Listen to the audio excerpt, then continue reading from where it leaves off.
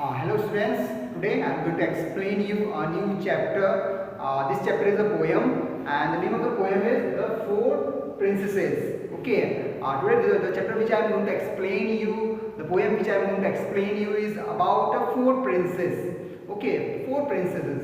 So let's start the poem. You will get new things from this poem, so learn it and enjoy the poem. So let's start the poem, The Four Princesses. The poem starts from the word four. It says that four princesses lived in a green tower, a bright green tower in the middle of the sea, and no one could think, who the four princesses could be. So the poem says like that, four princesses lived in a green tower.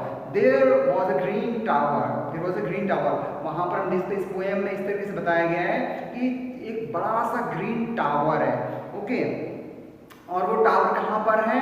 जो समुद्र, जो सी है, सी के बीच में एक tower बना हुआ है. ओके, बहुत ही लंबा सा एक टावर बना हुआ है और जो फोर प्रिंसेस कहाँ पर है? वही टावर के ऊपर रह रही हैं. तो यहाँ पर लिखा हुआ है four princess lived in a green tower, a bright green tower in the middle of the sea. Okay, four princess कहाँ रह रही है? उस टावर के ऊपर रह रही हैं. एंड और ब्राइट ग्रीन टावर, वो जो टावर वो कैसा है? वो ग्रीन हरे कलर का है और बहुत ही ब्राइट है, मतलब चमकीला चमकीला कलर है. ओके, ग्रीन जो है एकदम ग्रीन कलर है, लेकिन वो क्या चमक रहा है. So bright green tower in the middle of the sea. Middle of the sea मतलब समुद्र के बीच में, जो सी है उसके बीच में. And no one could think, no one could think who the four princess could be. और किसी को नहीं पता, सब लोग मतलब सब लोग पता ही नहीं कि जो फोर प्रिंसेस कौन है. जो एक समुद्र के बीच में, आप खुद सोच के देखिए, इमेजिन करिए कि समुद्र के बीच में, ओके, सी के बीच में एक टावर है और उसमें चार प्रिंसेस रह रही हैं. ओके, सो थोड़ा सा डिफिकल्ट होता है इमेजिन करने में. और किसी को भी नहीं पता कि वो प्रिंसेस कौन है, कहाँ से आई है, कैसे रह रही है, कोई नहीं जानता. ओके, सो जब भी हम पोएम पढ़ते हैं तो हमें इमेजिन करना है. क्या करना है? इमेजिन करना है. तो पोएम को आप जल्दी से सीख पाओगे. Let's go forward. Now second stanza says like that, one looked to the north, one to the south, and one to the east, and one to the west. तो अब जो फोर प्रिंसेस वो क्या है? One looked to the north, एक north की तरफ देख रही है, एक साउथ की तरफ, एक ईस्ट और एक west. Four princess, four direction. They are just seeing two different directions. Okay, तो they were also pretty, so very pretty. वो बहुत क्या है? बहुत ही अट्रैक्टिव है, बहुत प्रीटी है, बहुत ही सुंदर, अट्रैक्टिव है. Okay, and you could not tell which was the prettiest. और आप बता नहीं सकते कि कौन सबसे ज़्यादा सुंदर है, कौन सबसे ज़्यादा सुंदर. यानी चार प्रिंसेस हैं, चारों में सबसे ज़्यादा सुंदर कौन सी है, कोई बता नहीं सकता है. ओके, नेक्स्ट थर्ड स्टेंजा में हम आ चुके हैं. Now will go through the third stanza. It says like that, their curls were golden, their eyes were blue, and their voices were sweet as a silver bell. अब उनके जो बाल है वो क्या है? थोड़े से कर्ली बाल है, कर्ली बाल है पर कैसे? गोल्डन कलर के. ओके, कर्ल्स वर गोल्डन, यानी जो उनके बाल है वो क्या है? कर्ली नहीं है, जो उनके बाल जो है वो गोल्डन कलर के हैं. And there eyes were blue, और उनकी आंखें कैसे? ब्लू, यानी बाल कैसा है उनका? गोल्डन कलर का बाल है, कर्ली नहीं है, उसका बाल क्या है? गोल्डन कलर का है और क्या है? ब्लू कलर का है. और उसकी जो आईज है वो क्या है? ब्लू कलर की है. Okay, now and their voice were sweet as a silvery bell. और की जो आवाज़ है बहुत मीठी आवाज़ है, जैसे जो बेल बजता है. ओके, जो बेल बजता है वैसे बहुत स्वीट आवाज़ है उन लोगों की. The four white birds around them flu. और जो चार बर्ड्स हैं, जो चार वाइट कलर की जो बर्ड्स हैं, उनकी चारों तरफ घूमती रहती हैं. Okay, and but where they came from, who could tell.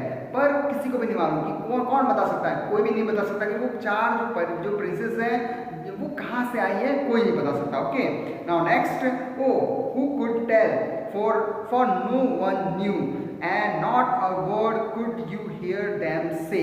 और कोई नहीं बता सकता कि वो कौन है, कोई नहीं बताता था. इसलिए यहाँ पर क्वेश्चन पूछ रहा है. और हु कुड टेल, कौन बता सकता है? नो वन न्यू, किसी को भी नहीं पता कि वो फोर प्रिंसेस वो कहाँ से आई है.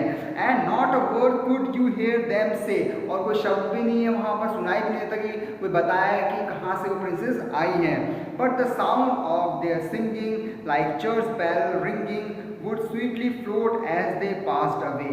But जब क्या होता है, but the sound of their singing like church bell ring, जैसे चर्च में जो बेल बजता है उसकी साउंड क्या होता है, वो बहुत स्वीट लगता है, बहुत मीठा लगता है सुनने में और बहुत अच्छा लगता है सुनने में, और उसका जो वो बहुत दूर तक सुनाई देता है। तो वैसे ही but the sound of the singing like church bell ring would sweetly float as they passed away, और जब वो लोग वहाँ से गुजरती है, यानी जब वो वहाँ से जाती हैं, यानी इधर उधर जाती रहती हैं, तो जब वो जाती है तो कोई जो स्वीट साउंड है उनकी तरफ, जो सिंगिंग जो वो गा रही हैं, और बहुत ही स्वीट साउंड वहाँ पे सुनाई देता है। Okay, now next last stanza में पढ़ते हैं। For under the sun and under the star they often sail on the distant sea, there in their green tower and roses bower they lived again a mystery, यानी कि क्या है, एक mystery, मैंने एक मिस्ट्री है। मिस्ट्री मतलब क्या हो गया, यानी हम एक्सप्लेन नहीं कर सकते उसको, बहुत डिफिकल्ट है। मिस्ट्री मतलब क्या हो गया, it's very difficult to explain.